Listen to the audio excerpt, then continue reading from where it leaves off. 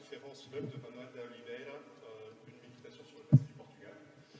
Donc, nous avons ici le professeur Mathias Lavin, docteur en études cinématographiques et professeur à l'université de Poitiers et anciennement à Paris 8, auteur de La parole et le lieu, le cinéma selon Manuel de Oliveira, en 2008 et sur Valabram en 2012. Donc, on aura plus ou moins 30-35 minutes de conférence et puis vous aurez l'occasion de poser vos questions au professeur Lavin. Donc, merci à tous d'être là et bonne conférence. Vous n'avez pas vraiment besoin de micro. C'est bon, voilà. Merci. Merci beaucoup pour cette présentation. Voilà, je suis très heureux d'avoir quelques minutes pour vous parler d'Oliveira et plus encore peut-être dans ce lieu absolument magnifique. Si j'avais su que, voilà, que nous serions ici ce matin, j'aurais même adapté mon discours et je l'aurais centré sur un film que j'aurais peut-être le temps d'évoquer, qui s'appelle en traduction française Parole et Utopie, Palavra et Utopia, qui est consacré à la figure du père Antonio Vieira. Et le film comporte plusieurs scènes de prêche dans des décors un peu différents de celui-ci, mais beaucoup plus baroques encore. Mais voilà, il y aurait eu des effets de résonance tout à fait intéressants. Voilà. Donc, j'ai lancé le compte à rebours parce que j'avais mal lu le protocole des intervenants. Je pensais qu'on avait 1 heure et j'avais déjà préparé quelque chose de trop long. Donc je vais... ça va être une conférence performance. Je vais piocher dans mes notes et puis je m'arrêterai dans 30 minutes, 35 minutes. Alors, le sujet, donc, c'est en partie la relation de Manuel de Oliveira ou du cinéma d'Oliveira à l'histoire et ce qu'on peut considérer donc comme une méditation. On peut discuter évidemment du choix de ce terme sur le passé de son pays, du Portugal. Alors peut-être pour commencer, parce que tout le monde n'est pas forcément familier de l'œuvre de ce cinéaste. C'est une précision quand même d'ordre à la fois biographique et historique, hein, puisque la carrière de ce cinéaste est quand même très singulière. Hein. Il est né en 1908 à Porto, il est mort en 2015 dans cette même ville. Et il a donc une carrière qui couvre près de 80 ans en fait, d'activité, hein, puisqu'il a commencé le tournage de son premier film, Dauro Faina Fluvial, à la fin des années 20. En 1929, le film a été... Oliveira était alors un cinéaste du dimanche, hein, donc le film a été achevé et présenté un peu plus tard. Et premier court-métrage, premier long-métrage que vous verrez demain matin pour ceux qui auront le courage de se lever le dimanche, juste à côté, donc Aniki Bobo. Et les 2 derniers titres de sa filmographie, donc beaucoup plus récemment, hein, en 2012 pour Gébo et l'ombre, dernier long métrage, et son dernier titre, Le vieux du Restelo. Le titre fait référence à Camões. Donc 80 ans d'activité, plus de 30 longs métrages, une cinquantaine de titres si on prend en compte tous les formats. Mais surtout, le fait tout à fait notable, c'est que la carrière du cinéaste a été pendant près de 40 ans, j'allais dire 50 ans, mais c'est 40 ans, considérablement entravée pour des raisons économiques et surtout politiques. Hein. Puisque, notamment à cause de la censure, ces projets étaient, la censure de l'État salazariste, ces projets étaient refusés. Bah, c'était le cas d'Angelica. Certains ont peut-être vu L'étrange affaire d'Angelica hier soir. Hein. Voilà, le scénario datait du début des années 50 et il a été tourné, en fait, un demi-siècle après, ou à peu près. Donc on a une carrière très longue, mais un rythme d'activité très singulier, hein, puisque, disons, à l'âge de la pleine maturité des artistes, il s'occupait des vignes de sa belle famille, et il tournait occasionnellement, et c'est arrivé finalement à l'âge presque déjà canonique de 80 ans, à la fin des années 80, qu'il a pu avoir un rythme de création frénétique, puisqu'il a, à ce moment-là, jusqu'à sa mort, tourné au moins un film par an. Alors cette longévité, bien évidemment, l'a fait être contemporain, d'une part, c'est peut-être le plus, enfin, c'est pas anecdotique, mais c'est un premier point peut-être à mentionner, de régimes politiques tout à fait distincts, puisqu'il a été, il a grandi pendant la première République portugaise et ses soubresauts. Il a été évidemment contemporain, il a accompagné, tout en subissant les conséquences, l'installation, puis la longue persistance du régime salazariste jusqu'à la révolution des œillets en avril 1974, puis voilà, l'évolution du Portugal vers un régime démocratique, l'intégration à la communauté européenne devenue Union européenne, et ceci donc dans un monde de plus en plus globalisé. Voilà, je dis les choses de manière très grossière, mais pour bien insister sur un point qui est, à mon avis, fondamental, c'est voilà, le fait que cette longévité exceptionnelle l'a rendu contemporain de choses qui nous semblent pour nous, finalement, de notre point de vue actuel et avec voilà, notre rythme d'existence, tout à fait, enfin appartenir plutôt à des époques tout à fait disjointes. Donc ça, c'est un point important. L'autre point peut-être en guise d'introduction que j'ajouterais, c'est,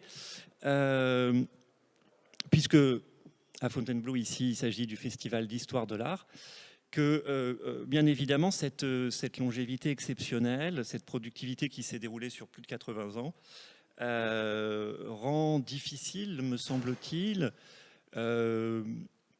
les tentatives unificatrices qui tendraient à définir un hypothétique style Oliveira ou des grandes constantes, etc.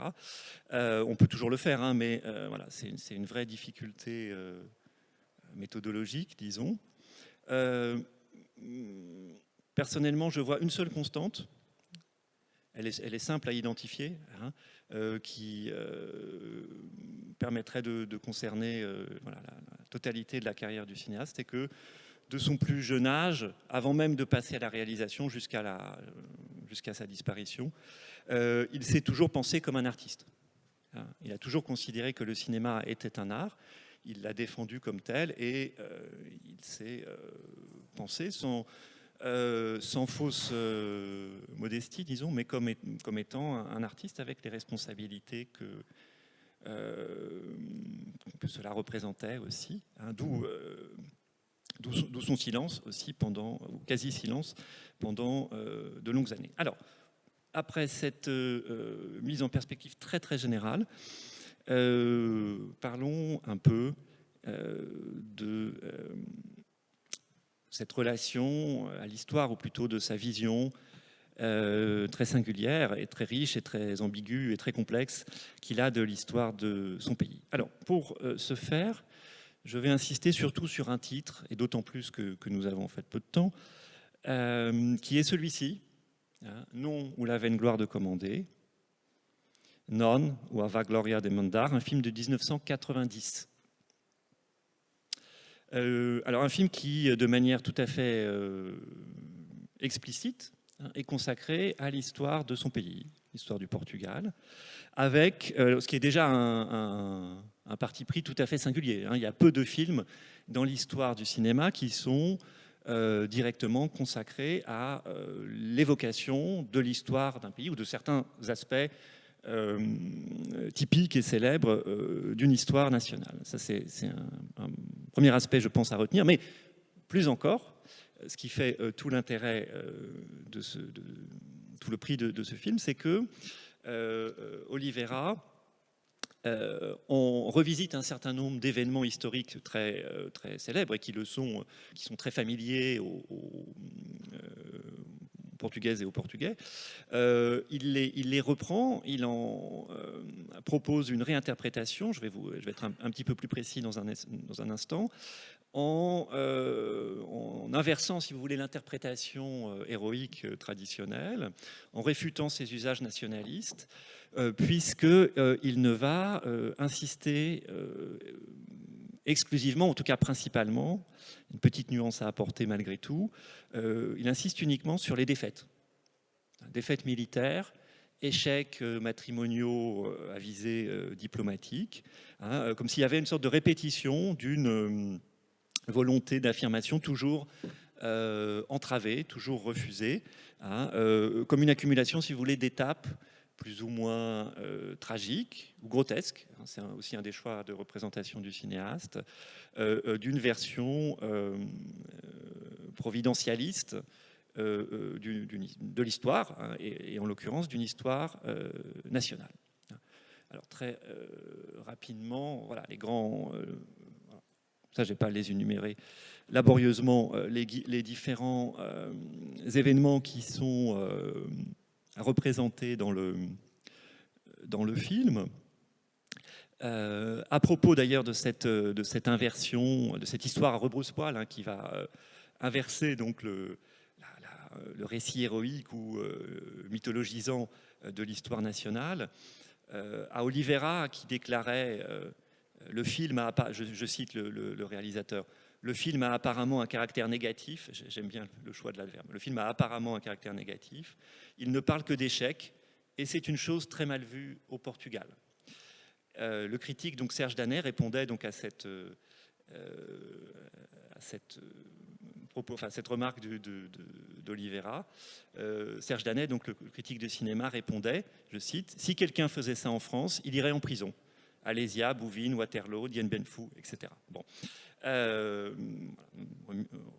Remarque aussi à prendre en considération. Alors, ces différents événements historiques qui sont résumés derrière moi sont tous évoqués, ça c'est un point très important, et je vais peut-être tout de suite vous montrer un extrait, ce sera plus clair encore, sont tous évoqués en fait en flashback à partir de la situation qui fait office de référence, de temps du présent si vous voulez pour le récit, qui se situe à la toute fin des guerres coloniales menées par le régime salazariste, donc guerres coloniales qui se sont déroulées donc dans les années 60, au début des années 70 et qui se sont terminées donc avec la révolution des œillets en 74. Le film, j'anticipe sur ce que je vais dire dans quelques minutes, se terminant précisément le jour de la révolution. Voilà, un bref extrait. Normalement ça marche, le son avait l'air un peu bizarre quand même, mais bon. Qui est situé donc au début du film, où on voit donc une troupe de soldats en... Salvador tem razão. E até os portugueses reunindo... Bon, voilà, juste, je reprends la parole quelques secondes. Je ne sais pas si on entendra vraiment avec ces effets de résonance et d'écho. Donc on suit, en fait, c'est le parti pris du film, on suit une troupe de pauvres soldats qui se trouvent donc dans la brousse d'Angola ou du Mozambique.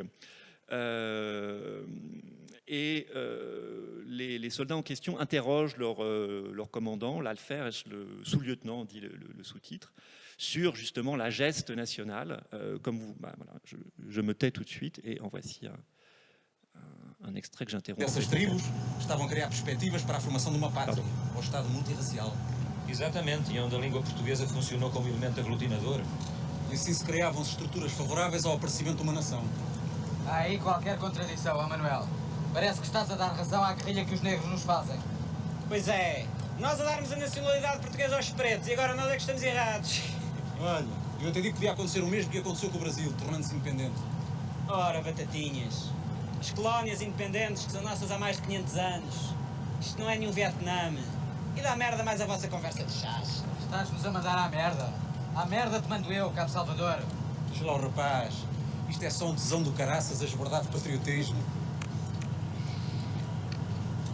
Os nossos forreiros desculpem, mas isto é uma conversa da borra. Melhor é a gente falar do viriato. O nosso Alferes. O nosso Alferes dizia que os lusitanos eram bravos. Eles sempre ganharam aos romanos. Toda a gente sabe que perderam, pá.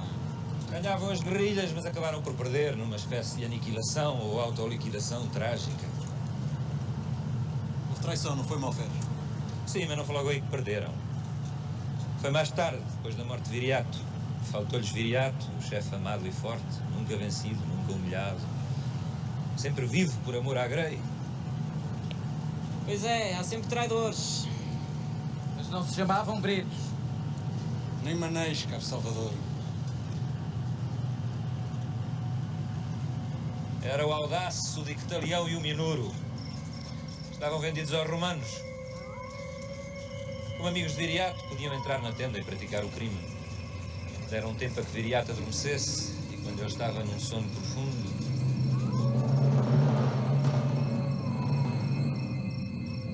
Pela traição desaparecia para sempre o grande chefe, o herói de tantas batalhas.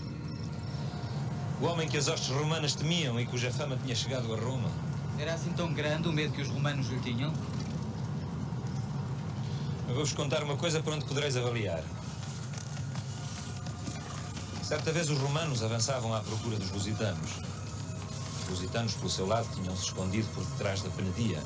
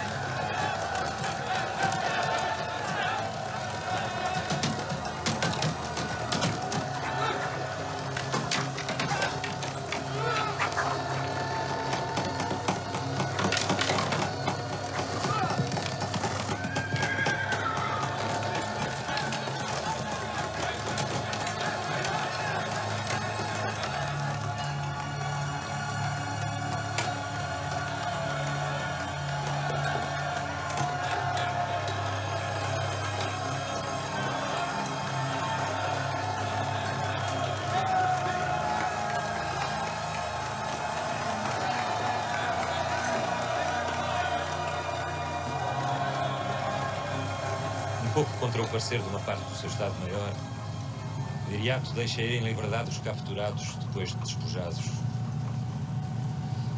Era assim, Viriato. Forte e magnânimo. Esse sim. Era um patriota. Patriota trágico.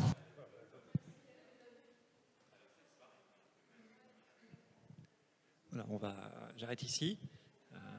Je vois qu'il y a un petit commentaire sonore parallèle qui va nous accompagner. Alors, je reviens là-dessus. Donc, c'était un extrait qui est situé au début du film, la première évocation donc, de l'Antiquité, l'invasion de la péninsule ibérique et de la partie la plus à l'ouest, par les troupes romaines et la résistance de Viriate, donc, qui serait l'équivalent du Vercingétorix en France, si vous voulez. Et vous voyez très bien donc la relation qui s'opère continuellement dans le film entre le présent de la narration, la fin des guerres coloniales et la représentation du passé, qui elle s'opère, et c'est une constante du film, ce qui le rend très, très étrange et très séduisant pour les procédures herméneutiques, disons, c'est le caractère totalement stéréotypé, schématique, de la représentation historique. D'autant plus que, vous l'avez peut-être noté, le parti pris du réalisateur est d'utiliser, en règle générale, les mêmes acteurs. C'est-à-dire que ceux qui incarnent, vous en avez un exemple ici, un second avec Luis Miguel Sintra, qui aurait dû être parmi nous ce matin, qui se fait le conteur de l'histoire nationale et qui va incarner aussi différents rôles selon les époques. Donc on a cette représentation assez troublante, assez étrange du passé, comme tirée d'un livre d'histoire conventionnel et passéiste, et puis cette circulation des corps qui se fait entre le présent du récit et les représentations du passé. Alors, j'ai mentionné à l'instant, et vous en avez eu un premier aperçu avec Viriate, le fait que Oliveira avait structuré son film autour d'un certain nombre d'échecs ou de défaites militaires. Il y a une exception quand même dans le film, que je n'ai pas le temps de vous montrer, mais je vais quand même Voilà, ça, vous n'y avez pas droit. Voilà, c'est ça. Un épisode fait exception dans le film, c'est celui de l'île des Amours, qui est directement inspiré du grand poème épique de Camões, les Lusíadas. Donc ce grand poème de Camões est consacré à une exaltation, je dirais, de la naissance et de l'expansion de l'empire portugais et des découvertes, et notamment de la figure de Vasco de Gama, qui est représentée dans le film justement autour de cet épisode de l'île des Amours, où le grand navigateur devient une figure quasiment divinisée, pacifique, sans doute bien loin de la vérité historique, et qui marque aussi une sorte de moment de plénitude. Les personnages ne parlent plus, ils chantent. Il y a cette union sensuelle entre les personnages historiques et les divinités, ce qu'on a dans le poème de Camões. Donc c'est un épisode très très particulier, et c'est d'ailleurs tout à fait significatif. C'est le seul épisode du film où il n'y a pas cette circulation d'acteurs qui s'opère entre la période contemporaine et la représentation du passé. Et cette représentation de l'épisode tiré directement des Lusíadas, l'épisode de l'île des Amours, fait l'objet d'un commentaire que je ne vais pas vous montrer faute de temps, je regarde quand même l'heure, bon, je vais avancer, d'un commentaire de la part donc du sous-lieutenant Cabrita, que vous avez vu raconter l'histoire de Viriato précédemment, qui concerne ce qui s'appelle en portugais, et dans le film, a dádiva, le don, ou le legs, comme le traduisent les traducteurs des sous-titres. Qu'est-ce que c'est que cette dádiva, ce legs, ce don? C'est là que c'est important d'insister sur ce point, parce que c'est le discours du personnage, mais on sent bien que c'est un point important pour le réalisateur aussi. Ce don, ce legs, cette dádiva, ça renvoie directement aux découvertes, et peut-être même à l'idée de découverte générique ou abstraite, qui est désignée alors comme participation du Portugal à l'histoire universelle. Donc on voit très bien ici qu'il y a un discours explicite de la part du personnage et ambigu, je dirais, de la part de l'instance créatorielle. Il y a de manière très évidente une réfutation de l'impérialisme belliqueux, de l'histoire nationaliste, de la glorification des conquêtes.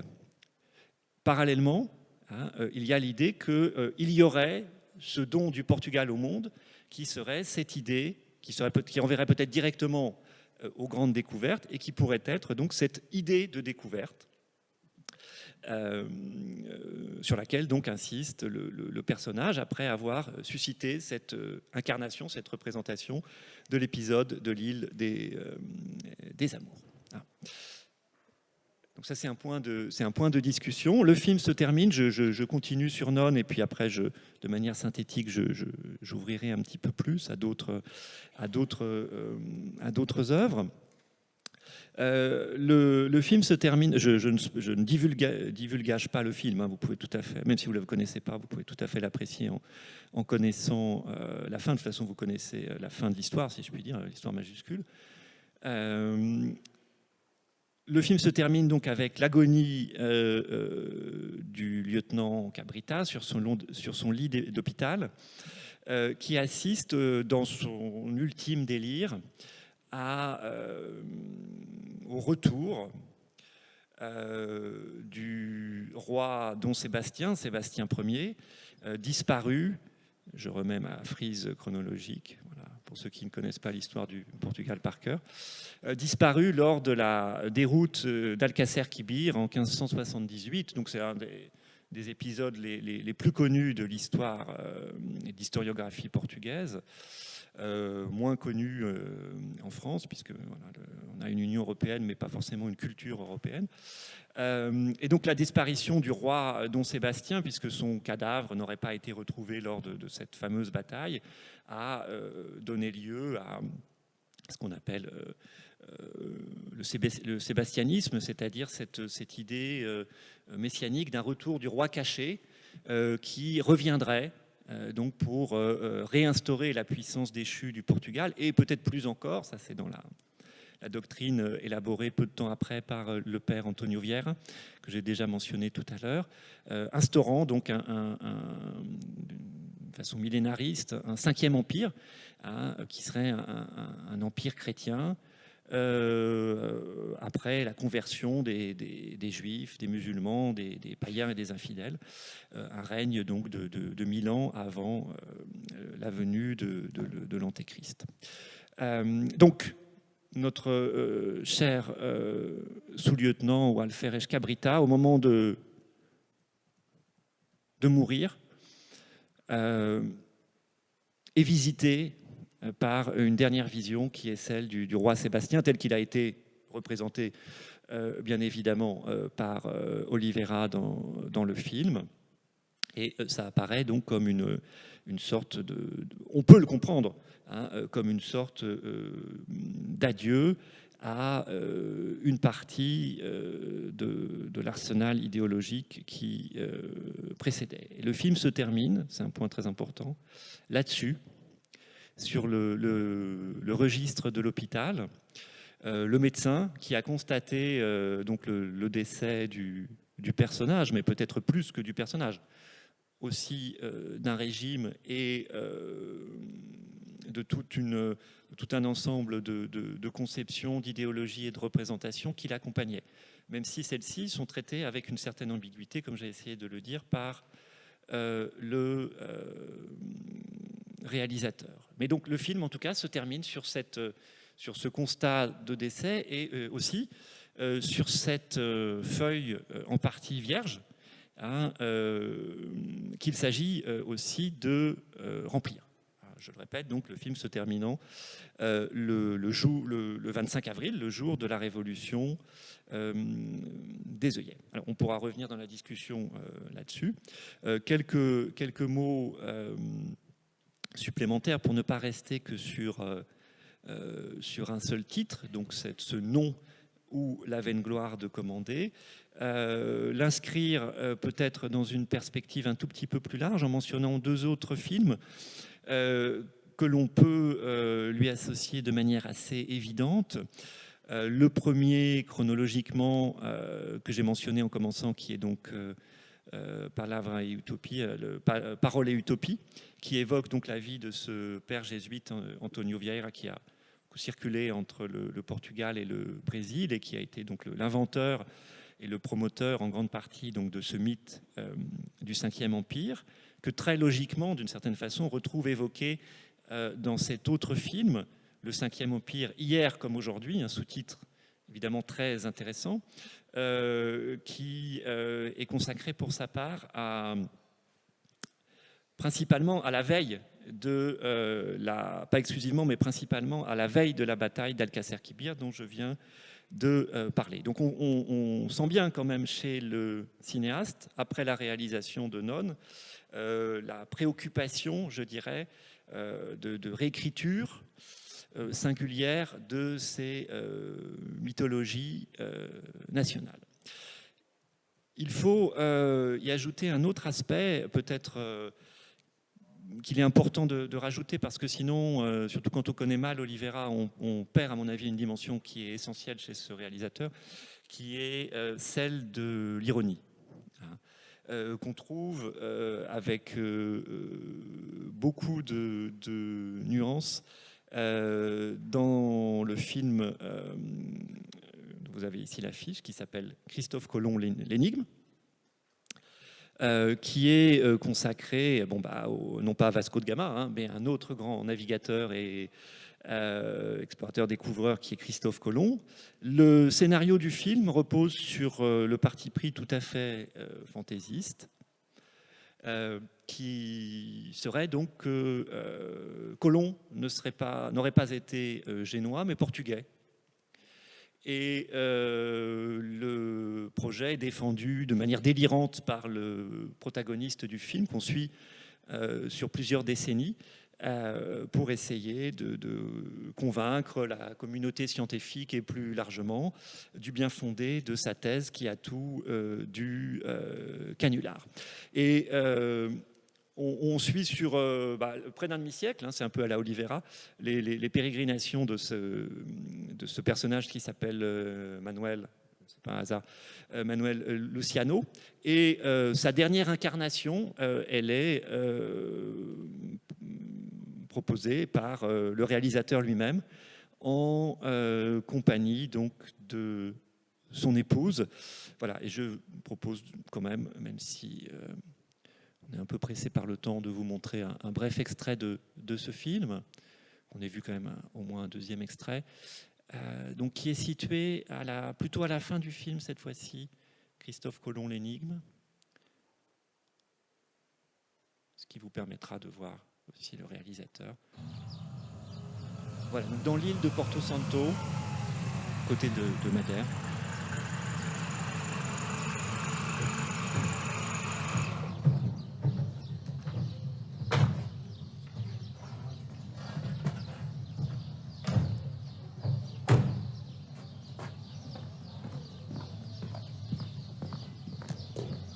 Colombo era neto de João Gonçalves Arco, descobridor das ilhas de Porto Santo e Madeira. Isso faz com que Colombo seja português? Exatamente. Ajuda a compreender.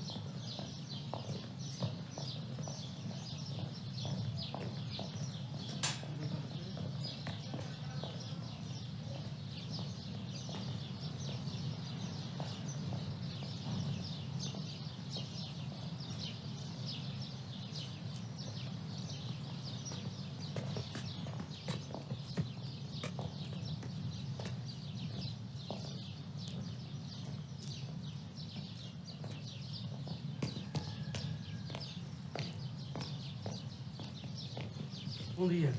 Renato Bom Alves, dia. queria lhe apresentar. Prazer. Dona Sílvia e o Dr. Manuel Luciano Prazer, Silva. minha senhora. Muito prazer. É para nós uma dupla honra conhecê-los e tê-los aqui de visita a esta casa. Querem ter a bondade de subir?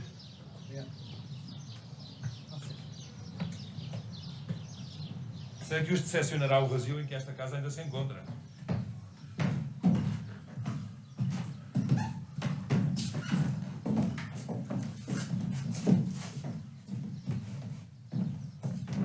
Está em estudo a escolha daquilo que se entenda por mais essencial ou representativo para o recheio desta casa. Seria extraordinária a sua ajuda, Dr. Silva. Muito obrigado. Estou inteiramente ao seu dispor. Gostaria então de lhes mostrar estas fotografias que aqui tenho emolduradas. Com o maior interesse.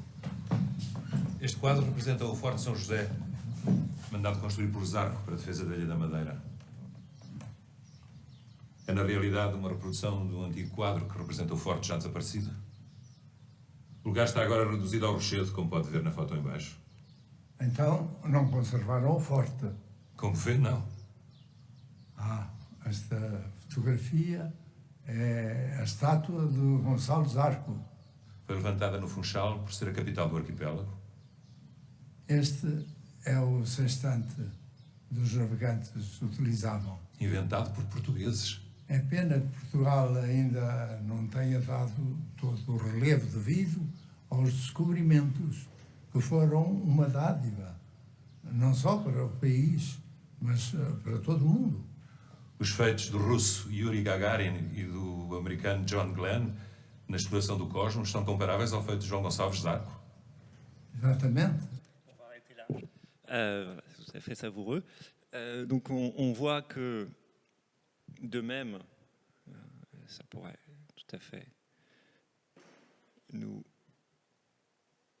guider vers la conclusion. De même que le Non se terminait avec ce registre d'hôpital avec encore un certain nombre de lignes à remplir, non pas de façon tragique justement, mais plutôt comme une ouverture vers l'avenir. la maison, le musée est vide. Hein, mais en fait, qu'est-ce qu'on voit dans ce musée vide?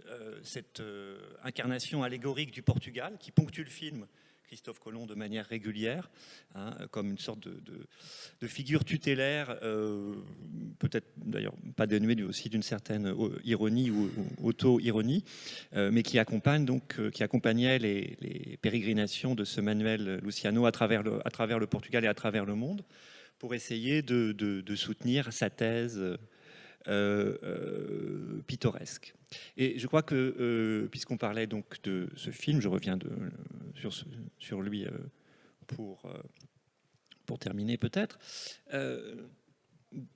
on peut comprendre que finalement, du point de vue d'Oliveira, que vous avez vu ici dans l'extrait, la folie du personnage qui essaye de démontrer contre toute évidence que Christophe Colomb s'appelait Colonne et était bien portugais, surtout pas génois. Malgré cet aspect totalement délirant, ce n'est pas une démonstration qui reste sans valeur, d'une part parce que ça permet finalement de maintenir un lien vivant avec une certaine tradition, et finalement parce que la dimension de validité scientifique ou la conformité avec les faits, et on pourrait le dire de la sorte, est moins importante finalement que le pouvoir créateur d'une idée. C'est-à-dire que la folie du personnage le maintient en vie d'une part, mais le rend d'une certaine façon créateur. Il y a ce dialogue tout à fait savoureux, vous avez vu, il est absolument irrésistible quand on a vu tout le film, parce que là on est à la fin, où l'épouse du personnage, qui se trouve être l'épouse d'Oliveira dans la vie, lui demande si Christophe Colomb était bien portugais, alors que le film n'a parlé que de ça depuis la première seconde, et où le personnage répond exactement, ça aide à le comprendre, ou c'est plus clair comme ça. Comme si c'était cet élément-là qui devait être valorisé, parce que c'était tout en renvoyant à cette vision fabulatrice de l'histoire, ça pouvait aussi désigner ce pouvoir créateur de l'idée fixe. Donc là, je vois que je dois me taire. Très bien. Bah, de toute façon, je vois que j'ai parlé presque 40 minutes, donc ça suffit largement. Je ne vais pas abuser de votre patience et du temps qui nous est imparti. Donc il nous reste quelques minutes, si vous voulez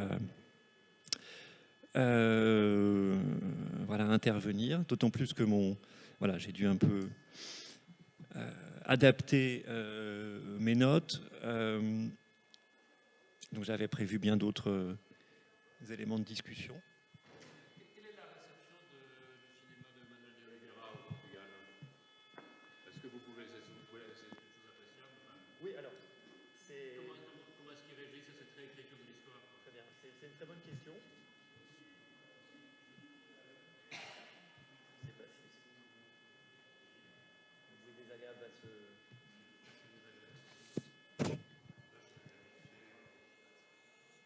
Bon, je vais quand même essayer de parler.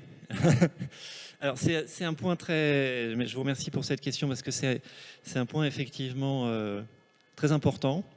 En fait, jusqu'à une date très récente, j'ai presque envie de dire jusqu'au décès de l'intéressé, en fait, la réception du cinéma d'Oliveira dans son pays a toujours été très ambivalente.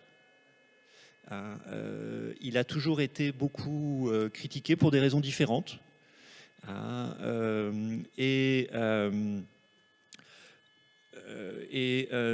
en ce qui concerne la conception de l'histoire, c'est intéressant parce qu'il a été accusé d'être à la fois d'avoir un discours finalement trop déconstructeur ou pas assez.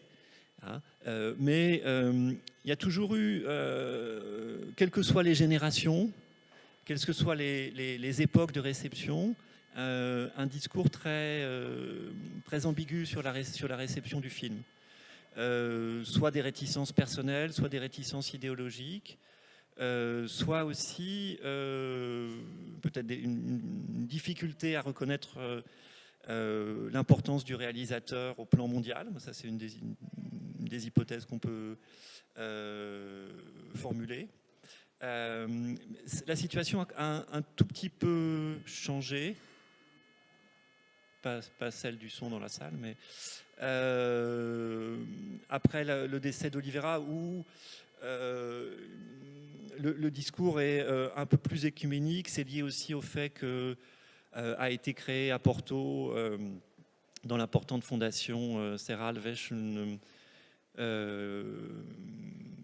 la Casa do Cinema Manuel de Oliveira, la maison du cinéma Manuel de Oliveira, qui est en charge de ses archives et de la valorisation, si vous voulez, de son œuvre. Hein, donc, en tout cas, à date récente, le discours est un peu moins ambivalent et surtout, il y a une volonté institutionnelle, disons, de valoriser davantage son œuvre. Mais c'est récent. Mais,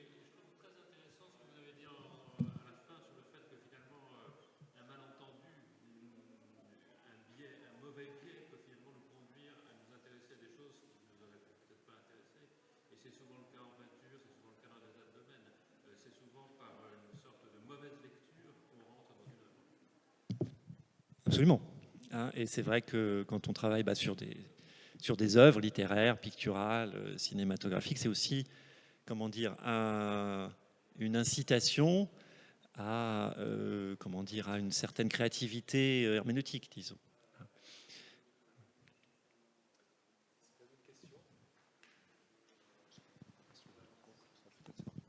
Merci. Merci beaucoup pour votre intervention. Moi, je voulais simplement avoir une précision. Lorsque vous avez présenté Non ou la vaine gloire de Commander, vous avez indiqué qu'il y avait peu de films qui retraçaient l'histoire nationale. Est-ce que vous parliez pour le Portugal, pour les pays en général, ou est-ce que vous parliez plutôt des défaites de l'histoire nationale, comme il m'a semblé que vous le faisiez après ? Un peu tout ça à la fois, mais surtout le fait que je désignais le fait, si vous voulez, qu'il y a un film qui spécifiquement se consacre à une évocation de l'histoire d'un pays. Et vous en avez eu un aperçu très très restreint, malheureusement, si vous ne connaissiez pas le film, puisque là, il s'agit même de tenir un discours métahistorique, enfin historiographique, sur la façon dont on a pu écrire une certaine histoire nationale et quel discours on peut tenir sur celle-ci aujourd'hui. Ce qui est d'autant plus intéressant, c'est que le point de vue d'Oliveira est justement pas celui d'un historien, mais plutôt c'est celui d'un cinéaste, hein, d'un homme d'image, et puis qui est sans doute pas très loin parfois du délire herméneutique du personnage qu'il incarne aussi ultimement dans Christophe Colomb. C'est pour ça que j'ai fait ce rapport.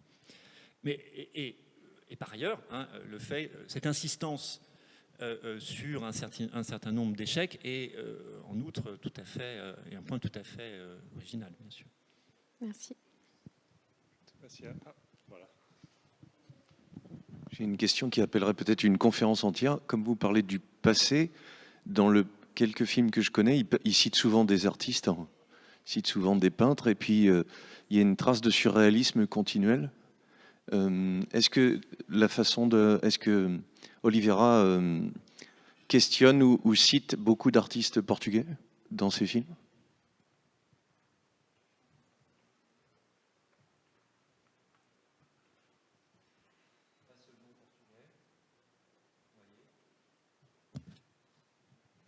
Vous reconnaissez un tableau célèbre, je crois, à l'arrière-plan, là. Il y a pas mal de citations, il n'y en a pas tant que ça, en fait. Explicites, je dirais, ou même conscientes, je pense. Il y a une fascination d'Oliveira pour la Joconde qu'il a citée dans beaucoup de films, Mon cas, par exemple, ou dans cet autoportrait posthume, si on peut dire, qui s'appelle Visite ou Mémoire et Confession. Mais je rebondis sur votre invitation à faire une autre conférence, parce qu'évidemment, sur la question du temps, parce que c'est un point essentiel sur lequel je n'ai pas assez insisté concernant cette méditation sur l'histoire, c'est-à-dire le fait que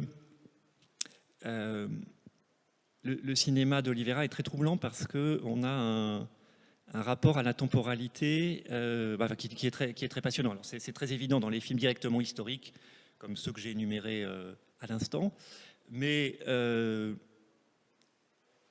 aussi Oliveira est un grand cinéaste du temps au cinéma, c'est-à-dire que dans la majorité de ses films, dans beaucoup de ses films, il y a un travail sur la question de la durée du plan aussi. Et avec une attention particulière qui est portée à la parole comme étant un élément modulateur de la durée, ce qui est tout à fait notable. Et par ailleurs, il y a une façon de jouer, on le sent très bien dans Christophe Colomb par exemple, ou dans d'autres films, sur un certain nombre de perturbations temporelles. C'est-à-dire que on ne sait pas très bien finalement à quelle époque se situe le film. Si on est aujourd'hui dans une période plus reculée. C'est très net aussi dans un de ses films les plus célèbres qui sera projeté, sauf erreur, demain après-midi, qui est Val Brown, qui est une variation autour de Madame Bovary, qui n'est pas une adaptation directe, mais qui est l'adaptation d'un autre roman que Oliveira avait commandé à Agustina Bessa-Luís, une romancière portugaise. Et le film se déroule comme ça sur un intervalle de temps de plusieurs décennies. Et en fait, c'est très difficile de savoir à quelle époque exactement se situe le film. Est-ce qu'on est dans les années 1930 ? Est-ce qu'on est dans les années 1950 ? Est-ce qu'on est à la fin du XXe siècle ? Avec toutes les ambiguïtés aussi idéologiques que ça peut produire. Est-ce qu'on est encore sous la dictature ? Est-ce qu'on est dans la période récente démocratique, etc. Donc la question du temps se décline à plusieurs niveaux. En tant que réflexion sur l'historicité, sur l'histoire d'un pays et le point de vue le discours qu'on peut tenir sur elle, un rapport, je dirais, à un certain anachronisme et aux perturbations temporelles que ça peut produire, et puis au plan, disons, cinématographique, une expérience singulière de la durée. Angelica est très bon et très fort aussi. Dans c'est difficile de savoir quand ça se passe exactement. Oui, on a le temps pour une dernière question. Donc, Ma dernière question. J'aurais voulu comprendre un peu plus Manuel de Oliveira avec O Estado Novo. Savoir si son cinéma est problématique par rapport à son... J'ai l'impression il ironise sur le Portugal, il ironise dans Angelica sur la religion, sur la foi, sur tout ce truc-là. Donc ça, c'est évidemment exactement... ça va à l'encontre de Estado Novo. La foi et le fait majestueux du Portugal qui gagne, etc. Est-ce qu'il y a... alors ça, est-ce que vous le confirmez ou pas ? Est-ce que c'est ça qui ne passe pas ? Est-ce qu'il y a une implication plus forte politique ? Est-ce qu'il y a des revendications clairement politiques ? Voilà. Est-ce qu'il est inquiété ? Voilà. Merci. Ça demanderait encore une autre conférence. Alors, Oliveira, comme je l'ai dit, a eu le privilège de bénéficier d'une longévité exceptionnelle.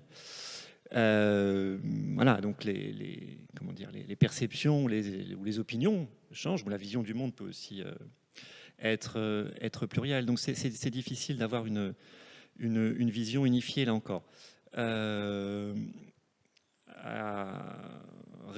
Récemment, si on peut dire, Oliveira disait qu'il était qu'il avait été un opposant au régime de Salazar, mais pas un opposant direct, et que c'était la position la plus inconfortable. Bon. Ce qui est sans doute tout à fait contestable. Bon, ce qui n'est pas du tout contestable, par contre, c'est qu'il a été... il a subi la censure. Bon, ça, c'est malheureusement banal, mais il a été même emprisonné quelques jours au début des années 60. C'est évoqué d'ailleurs, illustré même dans le film. Vous avez une image ici, Visite, Mémoire et Confession. Enfin, il n'a pas été non plus, il n'a pas été persécuté, disons. Alors, la question pour essayer de formuler une réponse qui ne soit pas trop frustrante, la question de Olivera, enfin des politiques d'Olivera, je dirais, c'est une question vraiment passionnante. Hein. À mon avis, c'est un des éléments du discours actuel sur Olivera qui est vraiment à développer. J'ai publié 1 ou 2 textes là-dessus tout récemment, mais c'est un point évidemment très très intéressant. Pas forcément les opinions d'Olivera lui-même, mais quel rapport on peut dégager à l'État, à la religion, quelle vision de l'art et qu'est-ce que ça implique par rapport au monde social on peut tirer de ces films, etc. Merci beaucoup pour cette question qui est effectivement, je crois, très très importante.